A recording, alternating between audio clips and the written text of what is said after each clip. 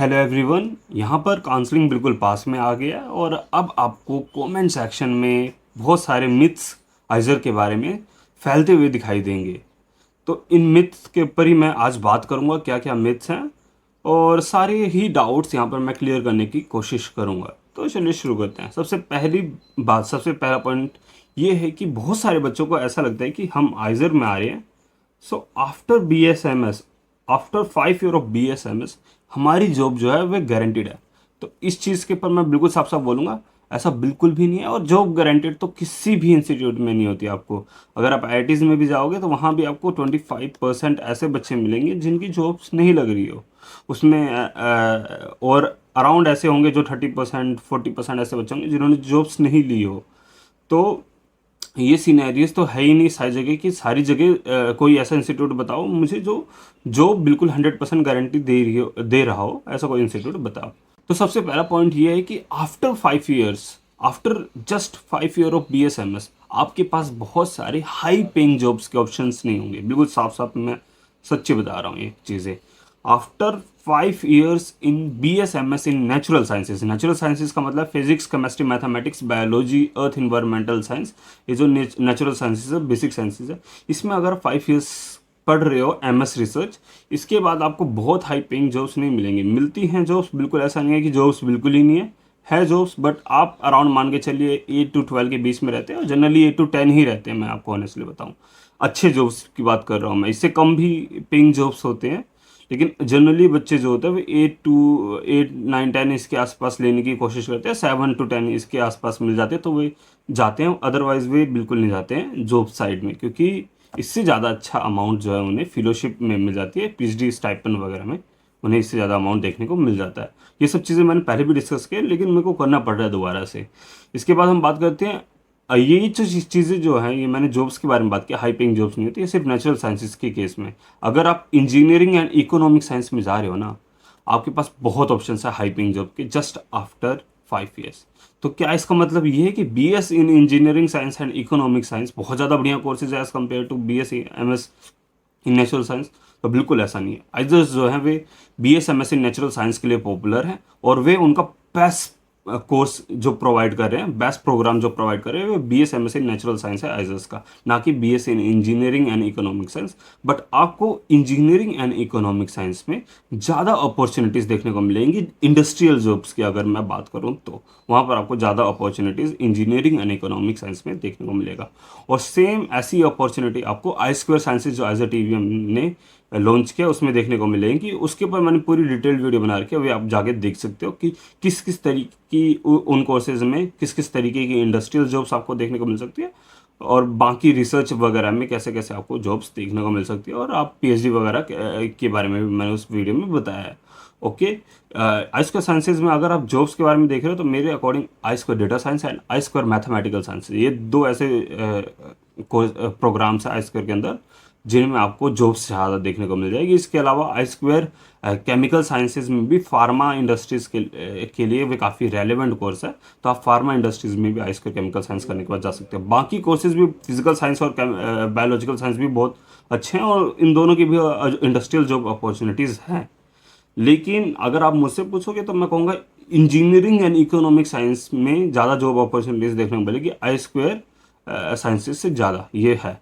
और but I square data science और आई square mathematical science में ऑलमोस्ट सिमिलर अपॉर्चुनिटीज़ आपको, जॉब अपॉर्चुनिटीज़ आपको देखने को मिलेंगी।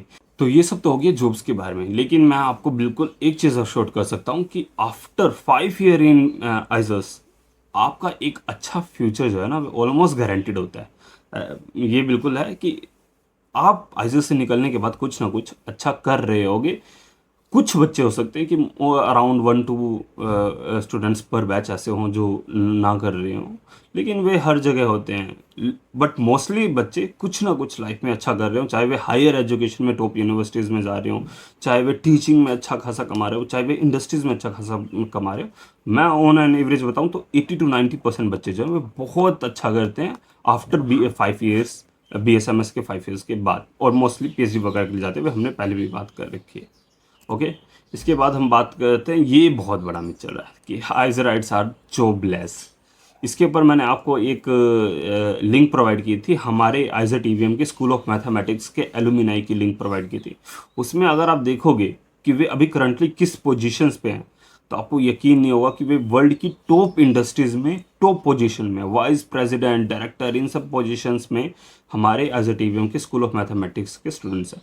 और मैं आपको एज ए टीवीएम की बात बताऊं तो मैथमेटिक्स बच्चे सबसे लास्ट में देते हैं, सबसे लास्ट में, कि बहुत कम ही बच्चे होते हैं जो मैथमेटिक्स की तरफ जाते हैं। इसका मतलब ये नहीं है कि किसी बच्चे की प्रायोरिटी नंबर 1 होती ही नहीं है, पर इंटरेस्ट बहुत कम बच्चों का होता है मैथमेटिक्स में। जनरली बच्चे बायोलॉजी और फिजिकल साइंसेज में जाते हैं। इवन डेटा साइंसेज में भी डेटा साइंसेज में भी एज टीवीएम में बच्चे नहीं जाते, क्योंकि उनका इंटरेस्ट ही नेचुरल साइंसेज में होता है, और वे नेचुरल साइंसेज में अपने इंटरेस्ट के अकॉर्डिंग मेजर्स लेते हैं। तो ऐसा नहीं है कि जॉब्स के पीछे पड़ गए हैं और अब वे डेटा साइंस या फिर मैथमेटिक्स में घुस जाएंगे, जॉब्स को बस टारगेट करेंगे। उनका ये टारगेट होता ही नहीं है, क्योंकि आप जैसे ही एजेर में आओगे आपकी विज़न काफ़ी दूर की हो जाएगी। चलो मैं आपको अपनी स्टोरी सुनाता हूँ कि जब मैंने अपना जे वगैरह दिया था, तो आफ्टर काउंसलिंग मुझे भी ठीक ठाक इंस्टीट्यूट्स मिल रहे थे, NITs, IIITs, और मेरी काफ़ी अच्छी डिस्कशन हुई थी मेरे भैया के साथ जो IC बेंगलोर में है। तो उन्होंने मुझे ये समझाया था कि आप अपने आप को 10 साल भी नहीं, 20 साल बाद देखो कि आप 20 साल बाद कहाँ होगे और आपके साथ वाले कहाँ होंगे। और उन्होंने मुझे अच्छे से वो समझाई इंस्टीट्यूट्स कैसा, क्योंकि उनके इंस्टीट्यूट में आइजस के बहुत सारे बच्चे थे जो PhD कर रहे थे ऐसे बेंगलोर में। उनसे पूछ पाछ के बताया, तो उन्होंने बताया था कि यहाँ पर एजुकेशन की क्वालिटी बहुत ज़्यादा बढ़िया है और वे ज़्यादा मैटर करती है as compare to jobs. Jobs तो आपको मिल ही जाएगी कहीं ना कहीं। उनकी मैंने बातें काफ़ी अच्छे से सीरियसली ली थी, और मैं काफ़ी सेटिस्फाइड हूँ इस जगह से, क्योंकि मेरा इंटरेस्ट भी नेचुरल साइंसेज में पहले था और बाद में जाके इंटरेस्ट मेरा चेंज हो गया है, ऑनेस्टली बताऊँ मैं। और ऐसा बहुत सारे बच्चों के साथ होता है। तो अब अपने पॉइंट्स में वापस आते हैं। हाँ, अब बात करते हैं हायर एजुकेशन के बाद। मैं आपको बता देता हूँ कि बहुत ही अच्छी पेड जॉब्स हैं, बहुत ज़्यादा अच्छी है। कुछ बच्चों को ऐसा लगता है कि जो 5 साल के बाद इंजीनियरिंग वाले बच्चे कमा रहे होंगे, कर रहे होंगे, वही आप आफ्टर PhD आइजर वाले बच्चे कर रहे होंगे। बिल्कुल ऐसा नहीं है। मेरे को ऐसा नहीं लगता है कि कोई भी IITs, आइजर्स, ये सब PhD से कम क्वालिफाइड कैंडिडेट्स को फैकल्टी में लेते हैं। बिल्कुल भी ऐसा नहीं है। सारे ही IITs, आइजर्स, टॉप इंस्टीट्यूट कम से कम PhD क्वालिफाइड कैंडिडेट्स को फैकल्टी के लिए रिक्रूट करते हैं, और काफ़ी अच्छी पे होती है इनमें। काफ़ी अच्छी सैलरीज आपको देखने को मिल जाएगी, लाख्स में सैलरीज देखने को मिलती है, जो कि गवर्नमेंट जॉब्स में आपको देखने को नहीं मिलती। ऐसे ही अगर आप फॉरेन वगैरह में हो तो आपकी पे बहुत ज़्यादा होती है, करोड्स में होती है। सीधे मैं आपको बता रहा हूँ, सीधे करोड्स में होती है आपकी pay after doing higher education from top universities.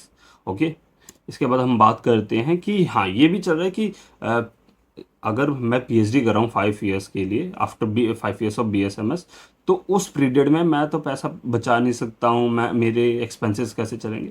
मैं आपको बिल्कुल होनेस्टली बता रहा हूँ कि आपको बहुत अच्छा खासा पैसा मिलता है इंडिया में। मैं आपको बताऊँ, इंडिया में 40 के आपको देखने को मिलेगा। इंडिया की बात कर रहा हूँ, अराउंड 40 के आपको देखने को मिलेगा पर मंथ।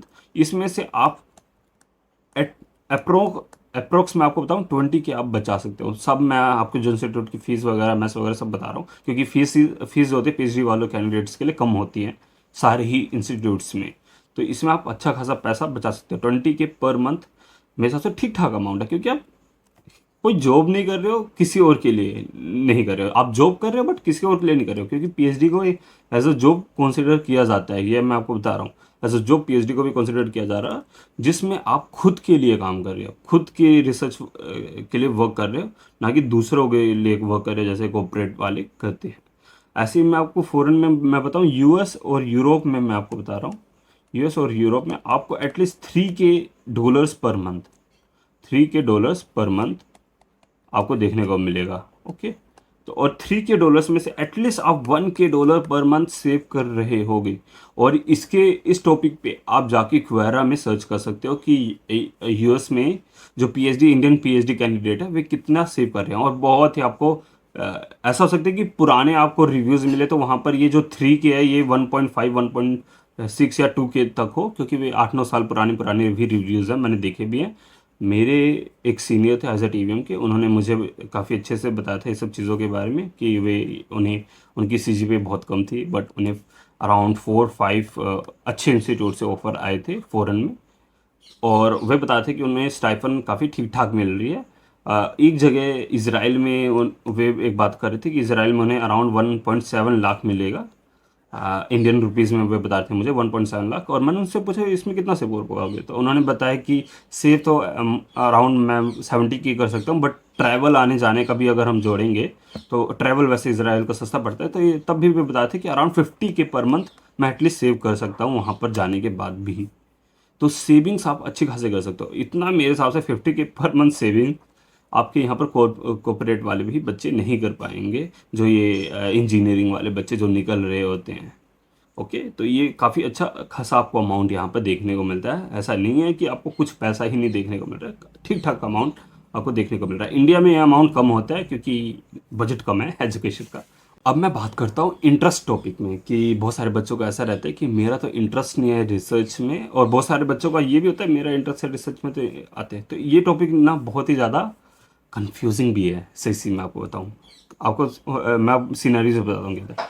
जिन बच्चों को ऐसा नहीं लगता है कि मेरा रिसर्च में इंटरेस्ट नहीं है, रिसर्च में, क्योंकि आपने अभी तक रिसर्च देखी ही नहीं है, तो आपको कैसे पता कि आपका रिसर्च में इंटरेस्ट है या नहीं है।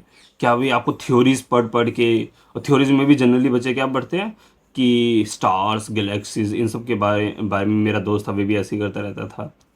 या फिर कुछ भी हाई एनर्जी मटेरियल्स के ऊपर कुछ चीज़ें पढ़ रहे हैं, हम खुश हो जा रहे हैं, तो वे सोचते हैं कि हमारा इंटरेस्ट है। और कुछ बच्चे ऐसे होते हैं कि जिन्हें लगता है कि मेरा तो इंटरेस्ट ही नहीं रिसर्च में, मेरे तो साइंस में ही बस इंटरेस्ट है। मैं आपको एक चीज़ बताता हूँ, जिन बच्चों को बिल्कुल श्योरिटी नहीं है कि उनका रिसर्च में इंटरेस्ट नहीं है, और उनके पास अच्छे इंस्टीट्यूट्स के ऑप्शंस है, मान लीजिए उनके पास आईआईटीज़ के ऑप्शंस है, आईआईटीज़ में के ऑप्शंस है, एनआईटीज़ के ऑप्शंस है, ट्रिपल आईटीज़ के ऑप्शंस हैं। आईआईटीज़ में मैं आपको कहूँगा कि आप कोई भी ब्रांच ले लीजिए, कोई इतनी दिक्कत वाली बात नहीं। एनआईटीज़ और ट्रिपल आईटीज़ में ठीक ठाक, एनआईटी में ठीक ठाक ट्रिपल वे ब्रांच आपको एटलीस्ट मिलनी चाहिए, तब आप आइजक्स को छोड़ के इन सब इंस्टीट्यूट्स को जा सकते हो, अगर आपको रिसर्च में श्योरिटी नहीं है। और मेरे को इतना पता है कि आपको समझ आ गया होगा कि मेरे लिए ऑप्शन ये आइजक्स से बेटर ऑप्शन है या नहीं है। मेरे को रिसर्च की श्योरिटी नहीं है। तो इसके अलावा कुछ बच्चे ये भी मुझसे पूछते हैं कि मेरे को स्टेट गवर्नमेंट कॉलेज मिल रहा है, तो क्या मुझे वे लेना चाहिए, आइजर को लेना चाहिए। स्टेट गवर्नमेंट कॉलेज भी बहुत सारे अच्छे होते हैं, आपको मैं सही से बताऊं, जैसे कि कॉलेज ऑफ इंजीनियरिंग पुणे हो गया। बहुत सारे स्टेट्स गवर्नमेंट कॉलेज ठीक होते हैं, जो आपके स्टेट में टॉप, एक ही मेरे हिसाब से अराउंड एक ही टॉप इंजीनियरिंग कॉलेज पाता है हर एक स्टेट में। अगर वे आपको मिल रहा है उधर भी आप जा सकते हो, इतना कोई दिक्कत वाली बात नहीं है। बट अगर आपको बीएस इंजीनियरिंग भोपाल में मिल रही है ना, इंजीनियरिंग, और आपका इंजीनियरिंग की तरफ ही इंटरेस्ट है, तो मेरे हिसाब से इन दोनों से भी पहले आपको इसे प्रीफर करना चाहिए, बीएस इंजीनियरिंग, एनआईटीज़ और ट्रिपल आईटीज़ से भी पहले। और एनआईटीज़ और ट्रिपल आईटीज़ में बस मैं टॉप एनआईटीज़ और टॉप ट्रिपल आईटीज़ को हटा दूंगा, बिल्कुल टॉप वाली जो है, पता है ना। ट्रिपल आईटीज़ में मैं 2-3 को हटाऊंगा, ट्रिपल आईटी हैदराबाद, बेंगलोर, इलाहाबाद और ग्वालियर को भी आप हटा दो। ये चारों आपको मिल रहे हैं तो आप ट्रिपल आईटीज़ की तरफ जाओ।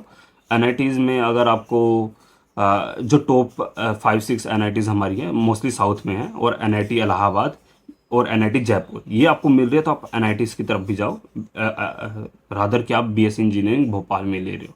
लेकिन बीएस इंजीनियरिंग भोपाल की खासियत यह है कि वहाँ पर आईआईटीज़ लेवल की आपको फैसिलिटी और फैकल्टी मिलेंगी, बिल्कुल आईआईटी लेवल की, बिल्कुल ही बहुत बढ़िया फैकल्टियाँ हैं एजर भोपाल में, बीएस इंजीनियरिंग, बीएस इकोनॉमिक्स, और किसी भी एजर में, जैसे एजर टीवीएम में डेटा साइंस वगैरह चल रहा है, तो इनमें फैकल्टी की क्वालिटी बहुत ज़्यादा बढ़िया, और फैसिलिटीज़ भी आपको बहुत ही बढ़िया यहाँ पर आपको देखने को मिलेगी। इसके बाद नीट वाले बच्चे भी मुझसे पूछेंगे, तो मैं ऑनेस्टली बताऊँ, मेरे को नीट के बारे में ज़्यादा कुछ नहीं पता है। मुझे नहीं पता है वहाँ पर कौन कौन से ज़्यादा कोर्सेज होते हैं, क्या होते हैं, कॉलेज के बारे में मुझे ज़्यादा नहीं पता है।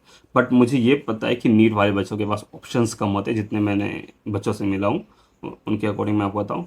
तो मैं अपना यहाँ पर बस एक ओपिनियन दूंगा कि जिन बच्चों ने 2 ड्रॉप ले लिया, जिनका सेकंड ड्रॉप हो गया है, वे मेरे हिसाब से ज़्यादा मत जाओ इस तरफ। मैं अपना बता रहा हूँ, अब अगर आपको मन है आप तो जाओगे ही जाओगे, बट सेकंड ड्रॉप के बाद मेरे हिसाब से नहीं जाओ। यहाँ पर हालत बहुत बेकार होते जा रही है, कंपटीशन आसमान छू रहा है। आइजर के लिए भी कंपटीशन हर साल आसमान छूते जाएगा, और इस साल अगर आपको आइजर मिल रहा है, आपने सेकंड ड्रॉप ले लिया है नीट के लिए, तो आपको रिव्यू करना पड़ेगा कि अब आपको नीट से हटके किसी और करियर ऑप्शन में जाना है, और ये बहुत ही बढ़िया करियर ऑप्शन मेरे अकॉर्डिंग। इससे बढ़िया ऑप्शन, करियर ऑप्शन आपको लिए, इससे बढ़िया प्लान भी आपके लिए नहीं हो सकता नीट के अलावा। तो ये मेरे व्यूज़ हैं। मेरे को नीट के बारे में ऑनेस्टली बता रहा हूँ, मेरे को मेडिकल फील्ड के बारे में ज़्यादा नहीं पता है। आप किसी ऐसे बच्चे से भी डिस्कस कर सकते हो जो आइज़र का हो और वे मेडिकल फील्ड से हो, और हमारे पास यूट्यूबर्स बहुत सारे हैं ऐसे जो मेडिकल फील्ड से और आइज़र के स्टूडेंट्स हैं, तो उनको आप देख सकते हो, उनसे आप जाके चैट्स में या फिर कमेंट सेक्शन में चीज़ें ये पूछ सकते हो। ओके, तो इसके बाद कंपैरिजन विद अदर कॉलेज मैंने पहले कर लिया है। अब एक बहुत बड़ा स्कैम चल रहा है अभी फ़िलहाल, कमेंट सेक्शन में स्कैम चल रहे हैं बहुत ज़्यादा। मैं आपको सच सच बता रहा हूँ, आपको जो कमेंट सेक्शन में 80% नेगेटिव आइजेस के बारे में चीज़ें दिखेंगी ना अभी फ़िलहाल, 80% बहुत ज़्यादा फ्रिक्वेंसी हाई हो जाएंगी अभी। 80% नेगेटिव जो आइजेस के बारे में चीज़ें दिखेंगी ना, वे बिल्कुल फेक है। सही से बता रहा हूँ मैं आपको, बिल्कुल फेक है। इसीलिए मेरे को ये चीज़ें यहाँ पर अभी बनाना पड़ गया वीडियोस कि क्या क्या सिनेरियोज है।